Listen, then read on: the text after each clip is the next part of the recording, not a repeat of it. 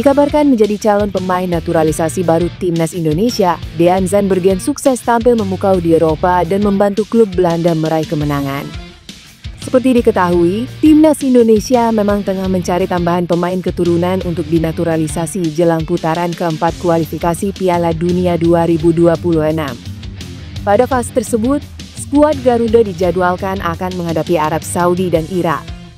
Sayangnya, jelang laga krusial itu, timnas Indonesia mendapat kabar buruk dari Ole Romen yang mengalami cedera parah. Striker timnas Indonesia itu menderita cedera saat membela Oxford United di ajang Piala Presiden 2025 pada laga pramusim. Akibatnya, Romen harus naik ke meja operasi pada Kamis lalu dan berpotensi absen saat Indonesia menghadapi Irak dan Arab Saudi. Karena itu, Ketua Umum PSSI Erick Thohir mengonfirmasi bahwa sudah ada 2 pemain naturalisasi baru yang berkomitmen bergabung. Erick memang belum menyebutkan identitas keduanya, namun mengisyaratkan bahwa mereka berposisi sebagai penyerang. Dari sekian banyak rumor yang beredar, nama Dean Zandbergen mendadak muncul dan disebut-sebut masuk dalam daftar calon pemain naturalisasi. Dean Zandbergen sendiri pernah menyatakan kesediaannya membela timnas Indonesia dalam wawancara bersama YouTuber Yusa Nugraha. Ia juga pernah melakukan komunikasi dengan PSSI melalui agen Fardi Bajdim. Sinyal naturalisasi Zandbergen kian kuat setelah pemain tersebut diketahui mengikuti akun Instagram Erick Thohir dan PSSI. Meski belum ada pernyataan resmi dari federasi, jika benar Zandbergen bakal dinaturalisasi, kehadirannya akan menjadi tambahan amunisi yang berharga untuk lini depan timnas Indonesia. Bek timnas Indonesia, Jay Itzes, dikabarkan makin dekat gabung Genoa. Pasalnya, Jay Itzes dikabarkan telah capai kata sepakat dengan klub asal Italia itu. Saat ini, Jay Itzes dikabarkan sedang mendorong klubnya, Venezia, untuk bersedia melepasnya Genoa. Jay Itzes menjadi komoditas panas di bursa transfer 2025, khususnya bagi klub-klub Italia. Bek timnas Indonesia itu sempat dikaitkan dengan beberapa Serie A, seperti Udinese, Bologna, Genoa, bahkan sampai Inter Milan. Namun belakangan ini, Genoa menjadi kandidat kuat dalam perburuan bek berpostur jangkung itu. Terlebih, Amada Patrice Vieira itu memang sedang memburu pemain belakang dan Itzes menjadi kandidat utama mereka. Terkait transfer tersebut, pakar transfer kenamaan asal Italia, Gianluca Di Marzio, Itzes telah sepakat bergabung ke Genoa. Dia melaporkan, Itzes tengah mendesak Venezia untuk melepasnya. Genoa membidik Itzes bukan tanpa sebab. Bek timnas Indonesia itu diproyeksikan sebagai pengganti Mattia Bani yang saat ini tinggal selangkah lagi ke Palermo. Apalagi jika Itzes banyak peminat di pasaran. Pasalnya, bek berusia 25 tahun itu tampil solid dalam mengawal pertahanan Venezia. Bahkan, dia juga dipercaya sebagai kapten tim. Jika ini jadi kenyataan, tentunya kabar ini bakal membuat Patrick Kluivert bahagia.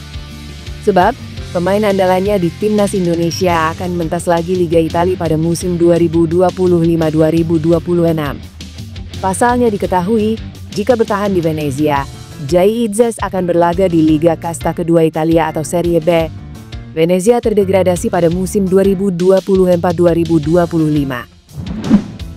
Timnas Indonesia bakal diperkuat dengan kedatangan 3 pemain naturalisasi baru yang akan bermain bersama pada laga putaran keempat kualifikasi Piala Dunia 2026 zona Asia. PSSI akan mendaftarkan 3 pemain naturalisasi baru pada Agustus mendatang. Rencana PSSI melakukan naturalisasi 3 pemain keturunan diungkap oleh Ketua Umum PSSI Erick Thohir pada Kamis siang di Jakarta. Proses naturalisasi saat ini disiapkan. Erick bilang, tengah menunggu dokumen para pemain keturunan yang siap segera dinaturalisasi. Lantas, siapa saja ketiga pemain keturunan Indonesia yang akan berproses naturalisasinya menjadi warga negara Indonesia? Dari 3 nama pemain keturunan yang sudah diincar untuk dinaturalisasi, 1 nama yang sudah dipastikan masuk dalam proses naturalisasi adalah Mauro Zidelstra. Pemain berusia 21 tahun ini telah melengkapi berkas dan dokumennya. Saat ini sudah dikirim dari Kemenpora ke Kemenkumham dan tinggal menunggu pembahasan di DPR RI. Rencananya, jika semua dokumen dari ketiga pemain telah lengkap, PSSI akan mendaftarkan mereka secara resmi pada bulan Agustus 2025. Bahkan, Erich menyebut pihaknya akan langsung menghadap Presiden pekan depan demi mempercepat proses ini. PSSI menargetkan kedatangan ketiga pemain naturalisasi dapat memperkuat timnas Indonesia saat menghadapi Arab Saudi dan Irak di fase keempat kualifikasi Piala Dunia 2026. Laga ini akan berlangsung di Stadion King Abdullah Sport City pada 8 dan 11 Oktober 2025. Selain Mauro Zylstra, Erich belum memberikan bocoran identitas dua calon pemain naturalisasi lainnya. Namun, Erich menjamin kualitasnya. Erich menambahkan, satu hal yang patut disyukuri karena pemain yang memilih untuk bergabung dengan timnas Indonesia dan bersedia menjadi WNI melalui proses naturalisasi. Mauro Zylstra semakin dekat menjadi warga negara Indonesia dan segera memperkuat timnas Indonesia. Proses dua pemain naturalisasi lainnya bakal menyusul. Saat ini dokumen Mauro tinggal diserahkan kepada pemerintah maupun Dewan Perwakilan Rakyat. Hanya saja proses ini tertunda lantaran DPR saat ini tengah memasuki masa reses.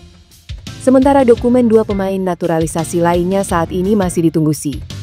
Diharapkan dua pemain yang namanya masih dirahasiakan itu bisa diproses setelah Mauro Zylstra. Kami sedang menunggu surat-surat dari dua pemain ini. Saya belum dapat surat-suratnya karena dalam naturalisasi ini harus hati-hati. Kami tak mau menghalalkan segala cara, kata Erick Thohir. Jika prosesnya lancar, tiga pemain naturalisasi baru diharapkan bisa memperkuat timnas Indonesia di ronde 4 kualifikasi Piala Dunia 2026.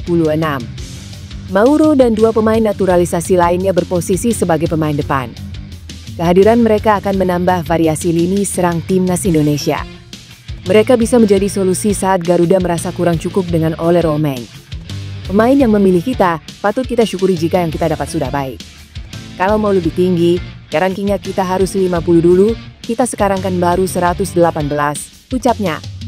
Ketua Umum PSSI Erick Thohir mengimbau pemain timnas Indonesia U23 tidak takut bermain keras melawan Vietnam di final Piala AFF U23 2025.